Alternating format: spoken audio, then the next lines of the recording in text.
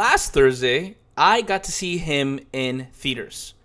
Now, some of you may recognize the title from its incredibly confusing marketing. I have seen promotional material in places like MTV's The Challenge, all the way to just promotional material at the theaters as early as January of this year. Some of you, like myself, might be huge Jordan Peele fans and are seeing his name attached all over the project, and all of you will be disappointed to find out that this film is neither directed by Jordan Peele or is in fact a good movie. Hello, my name is Mauricio. Welcome to the channel. Some call me the Big-Eared Bandit, others call me Bandit. You can call me whatever you want. Just don't call him a good movie. Let's get into it.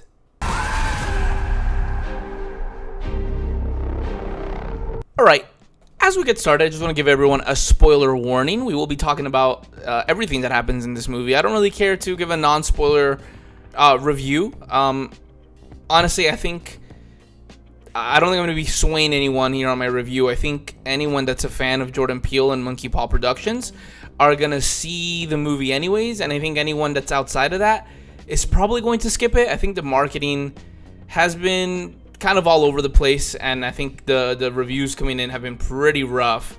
So I really don't think there is like people in the middle for this movie. I genuinely think this is one of those movies that like people were going to see no matter what.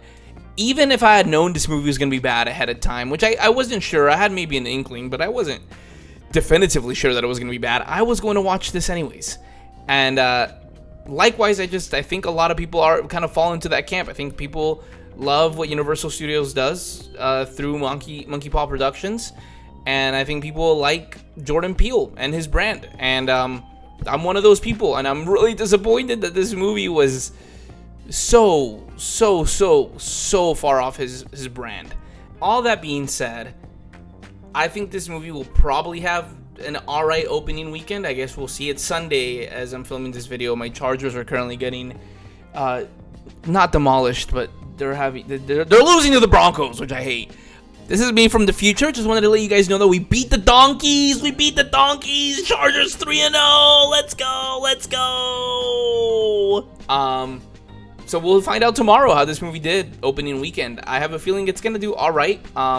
Had the reviews been great, I'm sure this movie would have killed. I mean, I'm sure it would have had a really good week 2 through word of mouth. I think a lot of Jordan Peele movies tend to go that way. I think you have your crowd that, like I mentioned, will come out and support no matter what opening weekend. And then it just will continue to have good legs moving forward depending on the word of mouth. But the word of mouth is not very good, so I will not be surprised when this inevitably flops week 2. So, anyways, I guess let's start with the positives. I mean, there were things that I definitely liked about this movie, don't get me wrong. There was actually like a handful of things that I think I liked. Number one, I thought Marlon Wayans and Tyreek Withers in their roles as QB1 and QB2, Isaiah White, and I think his name is Cade. Yes, Cameron Cade. I thought they were both really good. I think these were great performances out of both of them. I think something that sort of really disappointed me was everyone loves to see Marlon Wayans in these serious roles, right? We all remember him in Requiem for a Dream. I think there was one more project that we've seen Marlon Wayans do recently where everyone's like, yes, like it's so good to see him in that sort of role. That's right, he was in Air, the movie about not Michael Jordan, but his shoes through Nike. I thought he was really good in Air, and people were really excited for another serious Marlon Wayans performance, and we did get that, and it was really good. Marlon Wayans killed it in the role. I think we're all a little bit disappointed that the movie itself isn't great because it kind of muddies the hard work that he puts in, right? Like, no one's gonna look back at him years from now and, you know, like, remember it fondly. Like, it's just gonna get lost in the, you know, endless vicious cycle of media, of mediocre media that we have, and I think his performance is gonna get buried under that. But either way, I thought him and Tyreek Withers were both very good in this. I thought the movie had strong visuals. I think this is both a good thing and a bad thing. I think the movie relies on its strong visuals, and you see a lot of them in the trailers and the promotional material and, you know, everything, the stills that came out about this movie. it kind of feels like the director, or just whoever was behind in the creative process, had a sort of like an idea of these visuals way ahead of time, and they almost, it felt like they started the movie with the process of making this movie with these visuals, and then decided to write a movie around the visuals, because that's all you get in this movie that is like worth anything. Like, you know, like the only strength of these movies are like some really stunning visuals, and, you know, every once in a while some nice shots. But then the way that we get from, you know, these visuals to another throughout the movie is really, really, really weak. I do think the other thing I liked, I did think marketing for this movie was actually like all right. I thought probably Universal saw this movie really early and realized it's not very good. We're gonna remove Justin Tipping's name from all of this, because that's the director of this movie, which, you know, you might not be hearing his name until right now for the first time. And they're like, let's just attach Jordan Peele's name to it, you know, executively produced by Jordan Peele and Monkey Paw Productions, because they know that Jordan Peele's name has weight. And, you know, the combination of the trailers being edited like a Jordan Peele movie with Jordan Peele's name attached to it is hopefully going to be good enough to make them their money back opening weekend. I think that's what they're going for, and I think they maybe get that. I also got like a really cool, like, sort of Sports Illustrated magazine. I don't have it with me because the movie was so, I guess, like, unappealing to me after I was done with it that I actually left it at AMC. But they gave me this really cool, I'll try to put sort of photos or videos of it if I can find it on the internet. But they gave us this like Sports Illustrated style magazine for the 2025-2026 season of the San Antonio Saviors, which is just the name of the team that Isaiah White and Cameron Cade play for. And in it you had the team schedule, you had like some photo shoots, like just sort of really cool promotional material for the football team as if they were a real football team. And in it there was like a foldable poster, whatever you call it, unfoldable poster that you would see in those magazines. And there was like an interview in the magazine as well between the two quarterbacks by a reporter, and, you know, you got to read the interview, so it was really cool. You know, before the movie started, I sat down in my seat and I read the interview, and it actually got me like pretty excited for the movie. I was like, okay, this seems pretty cool. I don't know if the interview like spoiled anything that happened in the movie. There were a few spoilers in there, but it also gave me this like misconception of where I thought the movie was gonna go, because I put so much value into this interview that I read before the movie started from the marketing material for this movie. It's just like I said, this movie is a mess. I really do think they are trying their hardest to save it with the marketing, and I think that might work when it comes to the box office, but it definitely will not work when it comes to the quality of the film, as you have seen the reviews already. Alright, so let's talk some critiques. I think in the simplest terms, this movie felt like they gave a 15-year-old a Hollywood-sized budget to make a movie that could exist in the Jordan Peele universe. I think that's like the simplest way to put it. I think the movie lacks sort of a strong like through line. I think it's very, very like in your face. None of the themes are subtle. I don't really feel like going into the plot, but I guess you're watching this because you don't want to watch the movie, so I'll give you like a quick rundown of the plot just through Wikipedia and what I can remember here.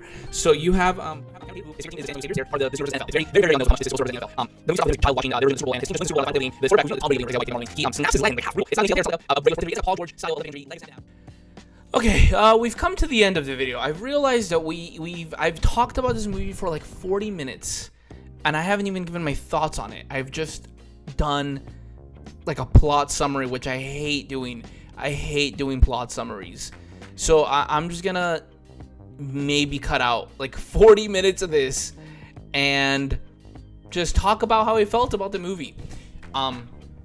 Okay, actually I'm gonna tell you how I would fix the movie, because I think there was some potential with this movie. I guess in general, I want to give you guys some background. I'm a professing Christian. I'm a follower of Jesus Christ, my Lord and Savior. So I was a little bit on the fence about watching this movie. I don't love to watch things that I know will, outright be heretical or blasphemous, and I knew that this movie would be both. It's very clear in the imagery that they did for the marketing material for this movie. Obviously, him is like in it of itself a pretty blasphemous saying that we've adopted in culture recently. I remember a few years ago now, probably like 2022, I was having a conversation with a pastor friend of mine. And I was explaining the slang of him to me, right? A lot of players will go, I'm him. And we've adopted that as a culture. And I remember saying like, hey, like that's like a bit of a weird phrase, right? Like to say I am him almost is to refer that like I am, right? Like it's very, it's clear in scripture. In Exodus 3:14, right? God speaks and he says, I am, right? He says, I am who I am. And then, later in the Gospel of John, Jesus says, I am the bread of life, I am the life, right? It's like you have this sort of like statement from the Lord that says like, I am he, right? Like I don't, there is no other way to describe, I just am, So to say like, I am him, like I almost feel like is in reference to like, because right, to say you are him means you don't need any other, like, explanation. Like there is no other way to describe someone. Like he is just him, right? I'm Himothy, so I always thought it's just that I always found it like a little bit blasphemous and ironic, like people saying I am him, because there is only one him, and he is Jesus Christ, right? He is the Lord. So anyways, yeah, the movie itself being titled Him, and then the main poster is Tyreek Withers in the crucifixion post of Jesus Christ. I found it like I was a little bit like on the fence about it. Luckily the movie was so bad that I didn't really feel much conviction because it was executed so poorly. I think sometimes there are movies that like people really know what they're doing behind the scenes, and like you feel the conviction of like, I should not be watching this. Like this is like a little bit too accurate. Like someone behind the scenes like has had experience with one or two cults or runs one or two cults, but this movie felt like baby playtime. Like they're just putting in things that they've seen from other movies, so I actually didn't feel too convicted about it at all. Or other times, like I do like to enjoy like horror movies from people that know what they're doing, like in the Christian sense. Like Scott Derrickson is a director that I really like and respect, and his movies are really great. You might know him from Sinister, Black Phone, etc. He's actually a Biola alumni. Go Eagles! So I know a lot of people that go to Biola, and I like Biola University a lot. And if you go to Biola, you're actually required to have a minor in Bible. So when Scott Derrickson releases a movie and there's, demonic elements to it or a supernatural element to it, I at least know that the person that's behind the movie is really familiar with scripture. So like the biblical themes in the movie sort of make sense for the supernatural aspect to it. Anyways, I actually don't feel like there's that in this movie, which is a shame because I think the movie does have potential for that. Obviously there's like topics of they kind of satirize America, how America is so God family football, and Isaiah White claims to be the opposite of that. He claims to be football family God, and Cameron Cade is sort of supposed to be like that, the authenticity of God family football. Like we see him with a cross necklace throughout the movie. He loves his family, and then for him football is sort of like the least important of the three, because he is only playing football in order to honor his family, which I guess in a way could have been a way to honor God for him, but like we really don't explore that. It's really lazy. But the way that I would like fix this movie, I think there's like a really cool like thematic opportunity to mirror the life of Joseph from scripture in this movie. Joseph, who gets sold into slavery by his brothers and ends up in Egypt, and then climbs up to be, number 2 behind Pharaoh, and then, is betrayed by Pharaoh's wife through a false claim, and then once again works his way back up from prison to become the number 2 again, and then eventually saves the very family that betrayed him when Egypt is in a drought. I think it's like almost like Cameron Cade's story could have been identical to that in a really cool thematic way, right? Like if you think about it, Cameron's family sells him into the slavery that is football, right? Like they very like since he was a child, they give away sort of his freedom of doing whatever he wants to do, and they sell him to this cult to become this protege. Without his consent, without him ever knowing about that. He never finds out about this, right?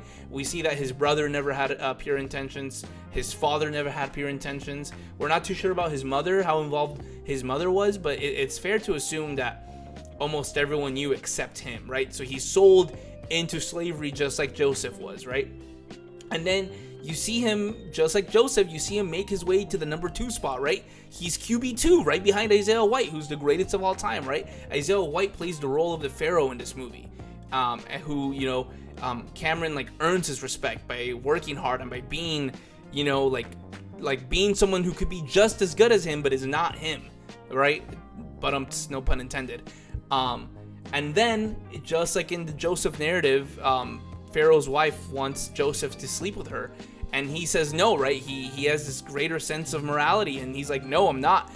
And in an escape to flee from her, she rips his clothes, a piece of his clothing off, and claims that, she was taken advantage of by Joseph, which is not true. And then that leads to his imprisonment, his unjust imprisonment.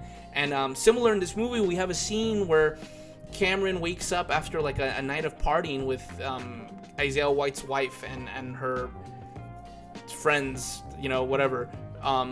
And Isaiah White wakes up with a gun, pointed at him and saying, like, did you do it? Did you sleep with my wife? Very, very reminiscent of the Joseph narrative. And this is where the movie kind of sways from, like, the parallels, Isaiah just kind of, goes, you're chill. Yeah, I'm just playing with you. I'm just kidding. He's like, you can if you want to. I'm just playing.